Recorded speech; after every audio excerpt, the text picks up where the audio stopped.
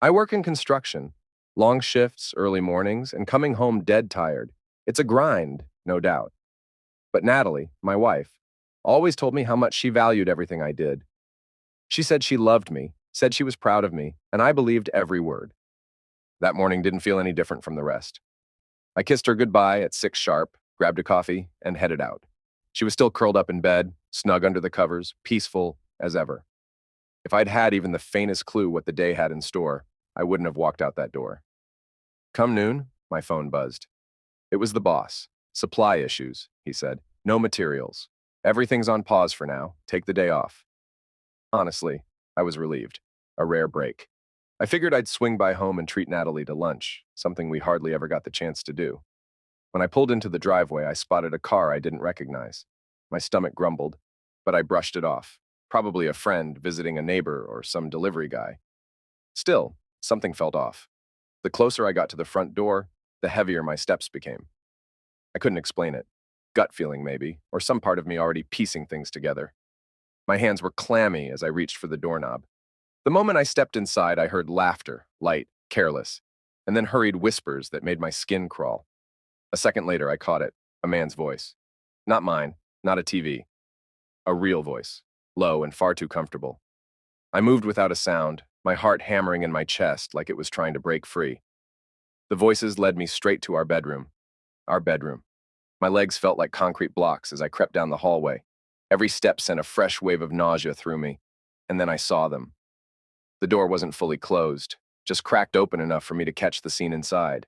There she was. Natalie, my wife. The woman who once promised forever. She was wrapped around some guy, holding him close like she used to hold me. Her hands glided over him in that familiar, intimate way. A touch I thought was just ours. A few seconds. That's all I needed. Then I turned around and walked away, slowly, deliberately, dragging in a deep breath to keep from completely losing it. I stepped outside, got in my truck, and just sat there, hands gripping the wheel, mind racing, heart in shreds, anger, disgust, betrayal. They all came crashing down at once. And then I knew what I had to do. No screaming, no accusations. I sent her the video, no words, just truth. And then I waited. It didn't take long. A scream burst from the house, followed by the sharp thud of hurried footsteps. The door slammed open, and there she was. Natalie, wrapped in a robe, face ghost white, rushing toward me like the house was on fire. Wait, please! It's not what it looks like! Her voice cracked with panic, breath ragged. I stared at her, eyes cold and unreadable. Whatever fire I'd had inside had already burned out. I felt nothing now, just a hollow calm, because I knew exactly what it was. She reached for my arm, but I jerked away. I didn't want her touch, not anymore. And right behind her, in the doorway, stood that guy, bare-chested, shame painted all over him, looking like he wished the floor would swallow him whole. You're wrong. You don't understand, she choked through tears. Oh, I understand just fine, I said, voice like stone. Without another word, I climbed into the truck, turned the key, and pulled out. She kept yelling my name. My phone lit up almost immediately. Calls, messages, one after the other. I ignored every single one. By the time I reached my buddy's place, the screen was flooded. Apologies. Desperate explanations. Tear-soaked pleas. But I didn't reply. I couldn't. Because somewhere between that house and the road ahead, the truth landed heavy in my gut. She wasn't sorry for what she did.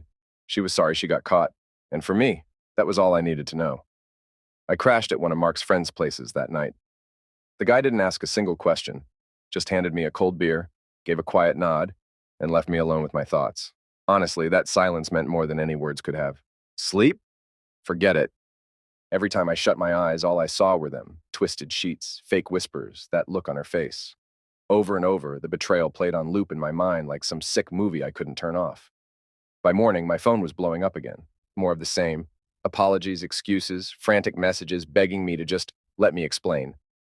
But the truth is, I didn't need her to explain anything. What I needed was peace. So I typed one sentence. I'll send someone to get my stuff. No dramatic speeches, no drawn-out arguments, no storm of emotions. And when I hit send, something in my chest loosened, like a weight dropped off me. I wasn't about to waste another breath fighting for someone who had already made her decision. I holed up at Mark's place for a few days, keeping my phone on silent, ignoring every one of Natalie's calls, and even brushing off messages from mutual friends. I just didn't have the energy for any of it. Pretty soon, word got around. Natalie had started spinning her version of the story.